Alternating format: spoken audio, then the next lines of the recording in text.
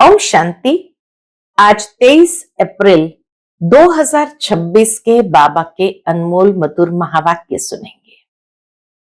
आज की मुरली से पहले गीत बजा है, भोलेनाथ से निराला कोई और नहीं, ऐसी बिगड़ी को बनाने वाला कोई और नहीं। तो बाबा कहते हैं, भोलानाथ बाप इस पतित दुनिया में, पुरानी दुनिया में, पुराने शरीर में आकर के हम बच्चों की बिगड़ी को बनाते हैं। लेकिन जब मनुष्य इस बात को नहीं समझते हैं कि परमात्मा कैसे पुरानी दुनिया में, पुराने शरीर में आता होगा, न समझने के कारण पावन शरीर वाला श्री कृष्ण का नाम डाल दिया है कि यही गीता, वेद, शास्त्र आदि फिर से बनेंगे। तो देखो बाबा कहे, शिव बाबा कितना भोला है। यहां आते भी भाषणा ऐसी देते हैं जैसे कि बाप यहां ही बैठा है। तो जैसे बेहद का बाप भोलानाथ है, बाबा कहते लौकिक दुनिया में हद का बाप भी भोला है। सब कुछ सहन करके, बच्चों को कमाई करके उनकी आवश्यकताओं को पूरा करते हैं और फिर सब कुछ बच्चों को सौंप करके खुद वानप्रस्थ में चले जाते हैं। तो भोला ही कहेंगे। ऐसा भोला बाबा भी हम बच्चों की बिगड़ी को बनाते हैं, अर्थात हमें श्रेष्ठ बनाते हैं। लेकिन उसके लिए बाबा कहे, जितना प्यार से तुम शिव बाबा को याद करेंगे उतना तुम्हारे विघ्न भी खत्म होंगे और विकर्म भी विनाश होंगे। तो प्यार से बाबा को याद करना है। लेकिन माया भी ऐसी है, बाप से लव रखने नहीं देती है, बार बार बुद्धि योग तोड़ देती है। तो सुनते हैं आज के बाबा के अनमोल मधुर महावाक्य। ओम शांति। मीठे बच्चे, भोलानाथ मोस्ट बिलवेड बाप तुम्हारे सन्मुख बैठे हैं। तुम प्यार से याद करो तो लगन बढ़ती जाएगी, विघ्न खत्म होते जाएंगे। आज की मुरली से प्रश्न है, ब्राह्मण बच्चों को कौन सी बात सदा याद रहे तो कभी भी विकर्म न हो? उत्तर है, जो कर्म हम करेंगे हमें देख और करेंगे। यह बात सदा स्मृति में रहे, यह याद रहे तो विकर्म नहीं होगा।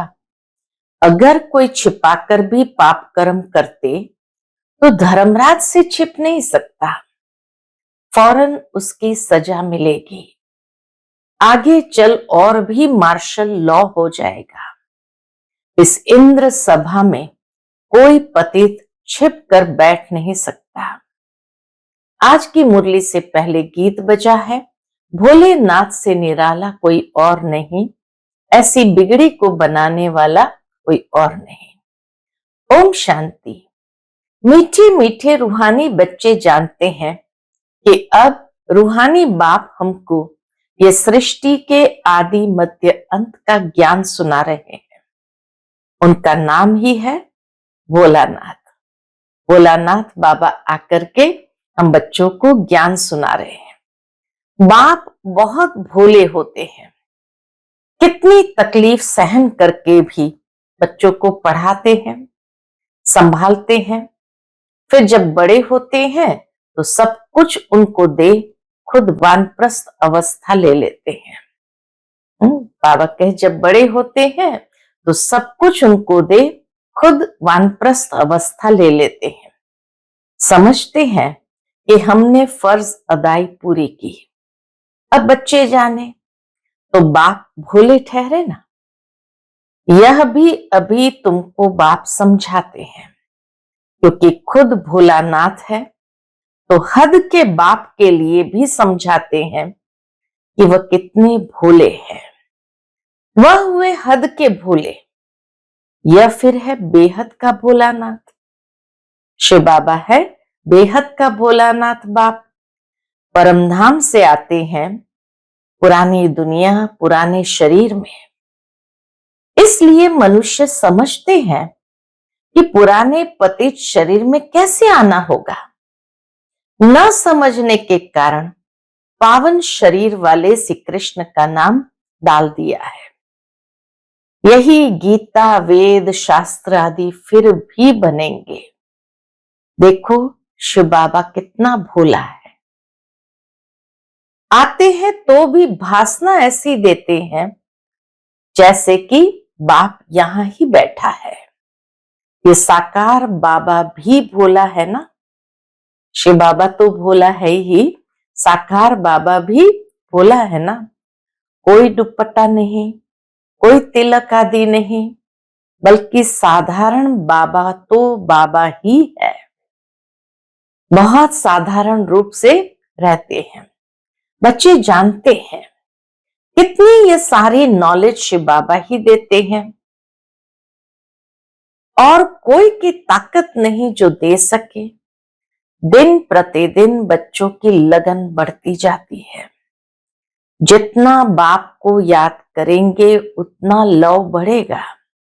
बिलवेड मोस्ट बाप है ना। न सिर्फ अभी परंतु भक्ति मार्ग में भी तुम बिलवेड मोस्ट समझते थे। कहते थे बाबा जब आप आएंगे तो और सबसे लव छोड़कर एक बाप के साथ लव रखेंगे। तुम अभी जानते भी हो परंतु माया इतना लव करने नहीं देती है। बाबा से माया इतना लव करने नहीं देती है। माया चाहती नहीं है कि ये मुझे छोड़ बाप को याद करे, परमात्मा के समीप जाए। ये माया चाहती नहीं। वह चाहती है देह अभिमानी हो, मुझे लव करे। यही माया चाहती है, इसलिए कितना विघ्न डालती है। तुमको विघ्नों को पार करना है। बच्चों को कुछ तो मेहनत करनी चाहिए ना। पुरुषार्थ से ही तुम अपनी प्रारब्ध पाते हो। बच्चे जानते हैं ऊंच पद पाने के लिए कितना पुरुषार्थ करना है। एक तो विकारों का दान देना है, दूसरा बाप से जो अविनाशी ज्ञान रत्न का धन मिलता है वह दान करना है। एक तो बाबा कहे विकारों का दान देना है, दूसरा बाप से जो अविनाशी ज्ञान रत्नों का धन मिलता है वह भी दान करना है। दोनों तरफ से दान करना है।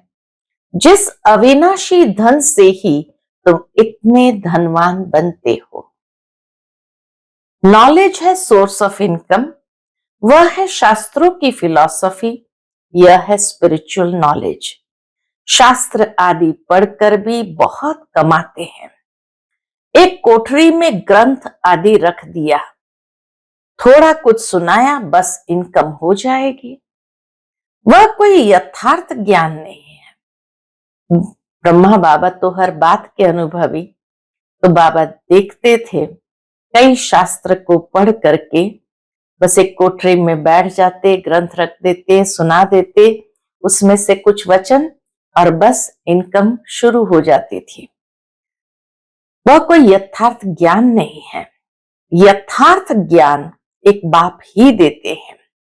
जब तक किसको यह रूहानी नॉलेज नहीं मिली है तब तक वह शास्त्रों की फिलॉसफी बुद्धि में है। सत्य ज्ञान का परिचय नहीं तब तक शास्त्रों की फिलॉसफी बुद्धि में है। तुम्हारी बात सुनते नहीं है। तुम हो बहुत थोड़े। यह तो 100% सर्टन है कि यह रूहानी नॉलेज बच्चों ने रूहानी बाप से ली है। ये तो बाबा कहे एकदम सत्य है कि यह रूहानी नॉलेज हमने रूहानी बाप से ली है। नॉलेज सोर्स ऑफ इनकम है, बहुत धन मिलता है। योग से सोर्स ऑफ हेल्थ अर्थात निरोगी काया मिलती है। ज्ञान से वेल्थ, योग से हेल्थ, ज्ञान से वेल्थ, यह है दो मुख्य सब्जेक्ट, ज्ञान और योग। फिर कोई अच्छी तरह धारणा करते हैं कोई कम धारण करते हैं तो वेल्थ भी कम नंबरवार मिलती है। सजाएं आदि खाकर जय पद पाते हैं, पूरा याद नहीं करते तो विकर्म विनाश नहीं होते हैं। फिर सजाएं खानी पड़े, पद भी भ्रष्ट हो पड़ता है, जैसे स्कूल में होता है। यह है बेहद की नॉलेज, इससे बेड़ा पार हो जाता है। उस नॉलेज में बैरिस्ट्री, डॉक्टरी, इंजीनियरिंग पढ़ना पड़ता है। यह तो एक ही पढ़ाई है। योग और ज्ञान से एवर हेल्दी वेल्दी बनते हैं, प्रिंस बन जाते हैं। वहां स्वर्ग में कोई बैरिस्टर, जज आदि नहीं होते हैं। वहां धर्मराज की भी दरकार नहीं होती है। न गर्भ जेल में सजा, न धर्मराजपुरी की सजा मिलती है। गर्भ महल में बहुत सुखी रहते हैं। सतयुग में गर्भ महल में भी बहुत सुखी रहते हैं। तो इसीलिए बाबा सतयुग की बात सुना रहे हैं कि न वहां कोई जज बैरिस्टर, न धर्मराज, न गर्भ जेल, न धर्मराजपुरी की सजा। वहां गर्भ महल में भी बहुत सुखी रहते हैं। यहाँ तो गर्भ जेल में सजाएं खानी पड़ती है। इन सब बातों को तुम बच्चे अब समझते हो। बाकी शास्त्रों में, संस्कृत में श्लोक आदि मनुष्य ने बनाए हैं। पूछते हैं सतयुग में भाषा कौन सी होगी? बाप समझाते हैं जो देवताओं की भाषा होगी वही चलेगी। वहां की जो भाषा होगी वह कहीं नहीं हो सकती। देवताओं की भाषा वो कहीं भी नहीं हो सकती। ऐसे हो नहीं सकता कि वहां संस्कृत भाषा हो। देवताओं और पतित मनुष्य की एक भाषा हो नहीं सकती। कितना सुंदर रहस्य ये बाबा ने स्पष्ट किया कि सतयुग की भाषा भी न्यारी निराली होगी। वहां की जो भाषा होगी वही चलेगी। ये पूछने का रहता नहीं। पहले बाप से वर्षा तो ले लो। जो कल्प पहले हुआ होगा वही होगा। पहले वर्षा लो, दूसरी कोई बात पूछो ही नहीं। अच्छा 84 जन्म नहीं है, 80 व 82 हो, इन बातों को तुम छोड़ दो। बाप कहते अलफ को याद करो। स्वर्ग की बादशाही बरोबर मिलती है ना। अनेक बार तुमने स्वर्ग की बादशाही ली है। चढ़ाई से उतरना भी तो है। अभी तुम मास्टर ज्ञान सागर, मास्टर सुख का सागर बनते हो। तुम पुरुषार्थी हो। बाबा तो कंप्लीट है। बाप में जो नॉलेज है वो बच्चों में है, परंतु तुमको सागर नहीं कहेंगे। ज्ञान बाबा पूरा दे देते हैं। शास्त्रों में भी दिखाया कि चिड़ियाओं ने सागर को हप कर लिया, लेकिन फिर भी बाबा कहे तुम्हें सागर नहीं कहेंगे। सागर तो एक होता है, सिर्फ अनेक नाम रख दिए हैं। बाकी तुम हो ज्ञान सागर से निकली हुई नदियां। बाबा कहते तुम्हें सागर का टाइटल नहीं दे सकते, तुम हो नदियां। तुम हो मान सरोवर नदियां। नदियों पर नाम भी है। ब्रह्मपुत्र बहुत बड़ी नदी है। कलकत्ते में नदी और सागर का संगम है। उनका नाम भी है डायमंड हार्बर। तुम ब्रह्मा मुख वंशावली हीरे जैसा बनते हो। बड़ा भारी मेला लगता है। डायमंड हार्बर पर बड़ा भारी मेला लगता है। बाबा इस ब्रह्मा तन में आकर बच्चों से मिलते हैं। ये सब बातें समझने की है। हर एक बात का यादगार शास्त्रों में है, लेकिन समझते नहीं। फिर भी बाबा कहते हैं मन मना भाव। बाबा को याद करते रहो। वह मोस्ट बिलवेड, सर्व संबंधों की सैक्रिन है। वह सब संबंधी है विकारी। दुनिया के सारे संबंधी है विकारी, उनसे दुख मिलता है। बाबा तुमको सबका एवजा दे देते हैं, सब संबंधों का लौ देते हैं। कितना सुख देते हैं, और कोई इतना सुख नहीं दे सकते। कोई देते हैं तो अल्पकाल के लिए। जिसको ही सन्यासी लोग काग विष्टा के समान सुख कहते हैं। दुख धाम में तो जरूर दुख ही होगा। तुम बच्चे जानते हो, हमने ये अनेक बार पाठ बजाया है। इस सृष्टि चक्र में अनेक बार हमने पाठ बजाया है, परंतु हम ऊंच पद कैसे पाए, उनका फिक्र रहना चाहिए। पद कोई भी मिल जाए ये नहीं, ऊंच पद कैसे प्राप्त हो, बाबा कहे उसका फिक्र रहना चाहिए। बहुत पुरुषार्थ करना है कि हम वहां फेल ना हो जाए। अच्छे नंबर से पास होंगे तो उच्च पद पाएंगे और उनको खुशी भी होगी। सब एक समान हो न सके। जितना योग होगा, बहुत गोपिकाएं हैं जो कभी मिली भी नहीं है, बाप से मिलने लिए तड़पती है। साधु सन्यासियों के पास तड़पने की बात नहीं रहती है। यहाँ तो शिव बाबा से मिलने के लिए आते हैं। वंडरफुल बात है ना, घर में बैठकर याद करते हैं, शिव बाबा हम आपके बच्चे हैं। आत्मा को स्मृति आती है। तुम बच्चे जानते हो, हम शिव बाबा से कल्प कल्प वर्षा लेते हैं।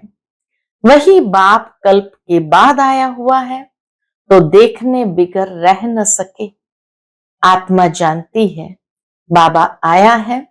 शिव जयंती भी मनाते हैं, परंतु जानते कुछ भी नहीं। शिव बाबा आकर पढ़ाते हैं, ये कुछ भी नहीं जानते। नाम मात्र शिव जयंती मनाते हैं, छुट्टी भी नहीं करते हैं। वर्षा जिसने दिया उसका कुछ महत्व नहीं है, और जिसको वर्षा दिया श्री कृष्ण को, उनका नाम बाला कर दिया है। जिसने वर्षा दिया उसका महत्व नहीं रखते हैं, और जिसको वर्षा दिया श्री कृष्ण को, उसका नाम बाला कर दिया है। खास भारत को आकर हेवन बनाया, बाकी सबको मुक्ति देते हैं। चाहते भी सब है, तुम जानते हो मुक्ति के बाद जीवन मुक्ति मिलेगी।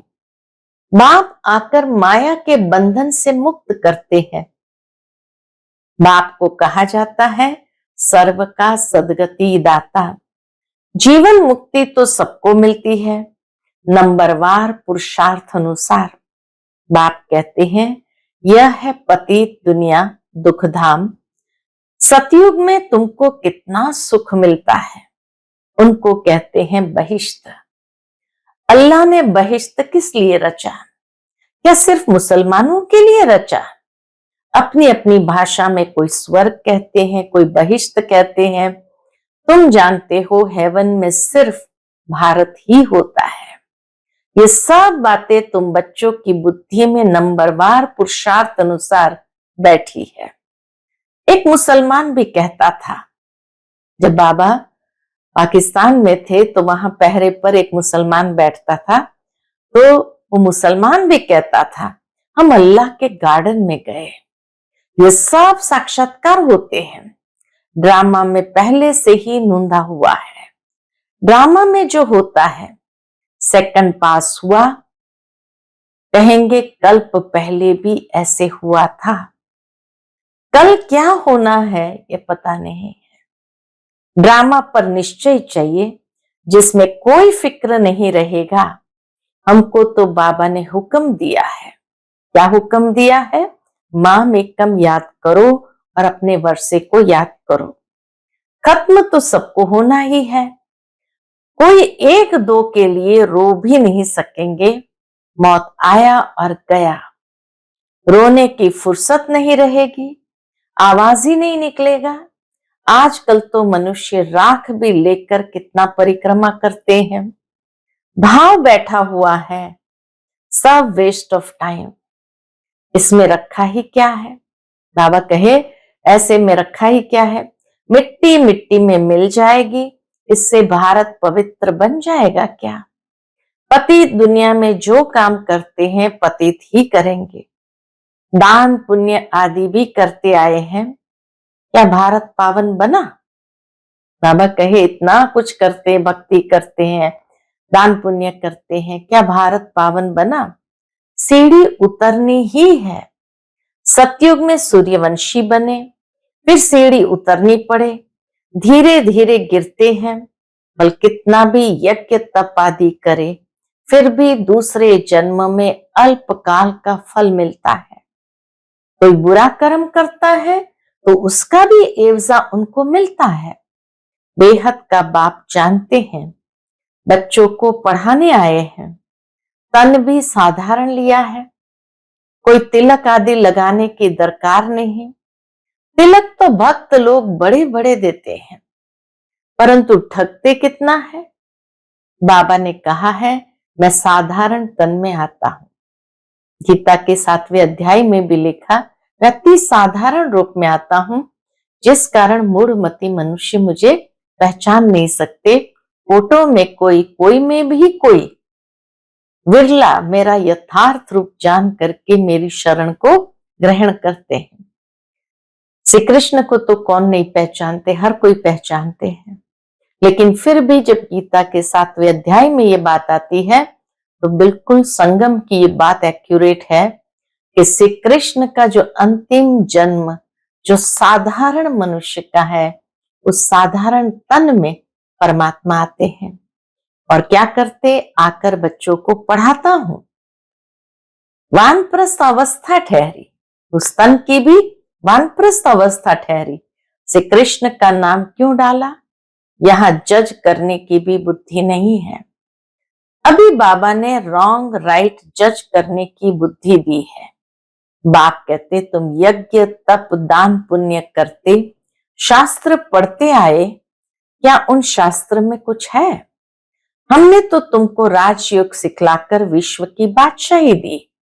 श्री कृष्ण ने दी, किसने दी? बाबा कहते, हमने तुमको राजयोग सिखलाकर विश्व की बादशाही दी या कृष्ण ने दी? जज करो। कहते हैं, बाबा आपने ही सुनाया था।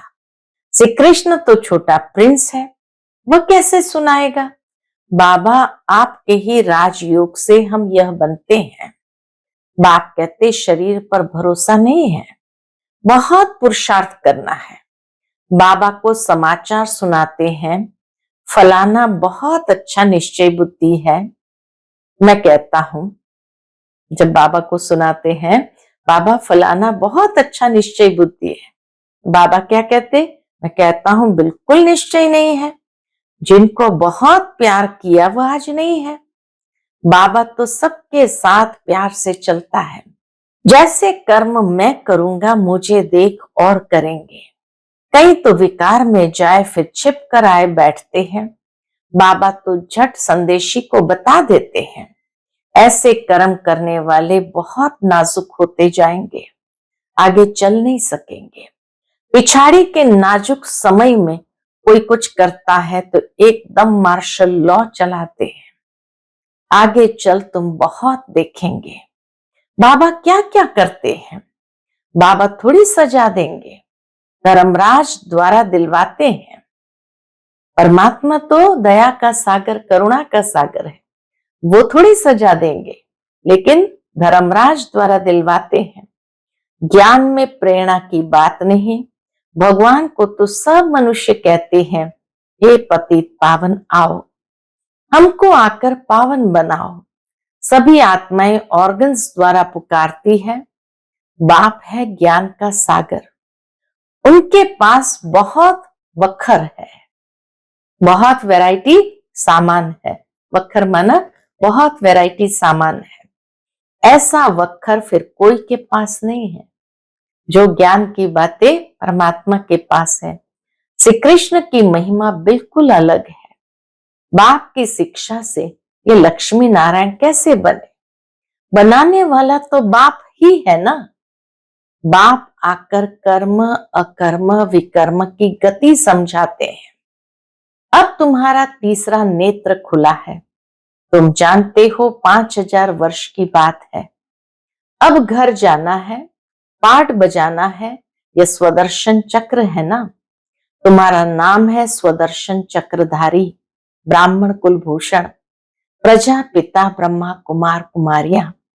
पूरा नाम है स्वदर्शन चक्रधारी, ब्राह्मण कुलभूषण, प्रजापिता ब्रह्मा कुमार कुमारियां। लाखों के अंदाज में स्वदर्शन चक्रधारी बनेंगे। तुम कितनी नॉलेज पढ़ते हो, स्वदर्शन चक्रधारी जरूर बनेंगे। अच्छा, मीठे मीठे सिकिलते बच्चों प्रति माता पिता बाप दादा का याद प्यार और गुड मॉर्निंग। रूहानी बाप की रूहानी बच्चों को नमस्ते। हम सब रूहानी बच्चों की रूहानी माता पिता बाप दादा को याद प्यार, गुड मॉर्निंग और नमस्ते। नमस्ते। शुक्रिया बाबा, शुक्रिया। आज की मुरली से धारणा के लिए मुख्य सार है, पहली पॉइंट, ये समय बहुत नाजुक है, इसलिए कोई भी उल्टा कर्म नहीं करना है। कर्म अकर्म विकर्म की गति को ध्यान में रख सदा श्रेष्ठ कर्म करने हैं। दूसरा, योग से सदा के लिए अपनी काया निरोगी बनानी है। एक बिलवेड मोस्ट बाप को ही याद करना है। बाप से जो अविनाशी ज्ञान का धन मिलता है वह दान करना है। आज का बाप दादा का मधुर वरदान हम बच्चों के प्रति है, सहनशीलता के गुण द्वारा कठोर संस्कार को भी शीतल बनाने वाले संतुष्ट मणि भव। सहनशीलता के गुण द्वारा कठोर संस्कार को भी शीतल बनाने वाले संतुष्ट मणि भव। जिसमें सहनशीलता का गुण होता है वह सूरत से सदैव संतुष्ट दिखाई देता है। जो स्वयं संतुष्ट मूर्त रहते हैं वह औरों को भी संतुष्ट बना देते हैं। संतुष्ट होना माना सफलता पाना।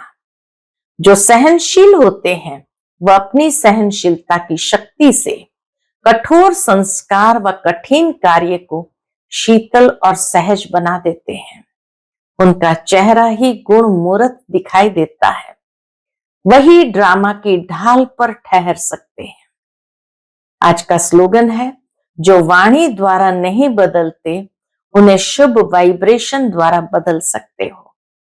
जो वाणी द्वारा नहीं बदलते उन्हें शुभ वाइब्रेशन द्वारा बदल सकते हो। आज का व्यक्त इशारा है, महान बनने के लिए मधुरता और नम्रता का गुण धारण करो। उसके अंतर्गत बाबा कहते, जैसे ब्रह्मा बाप के बोल फरिश्ते के बोल कम बोल और मधुर बोल थे, ऐसे यथार्थ बोल बोलो। कारोबार के लिए बोलना पड़ता है लेकिन वह भी लंबा नहीं करो। हर संकल्प बोल और कर्म में फॉलो फादर करो। हर बोल में मधुरता नम्रता की महानता हो। इसके लिए स्वयं को निमित्त समझकर हर कार्य करो, तब महानता के साथ नम्रता आएगी और सफलता मूर्त बनेंगे। अच्छा, ओम शांति।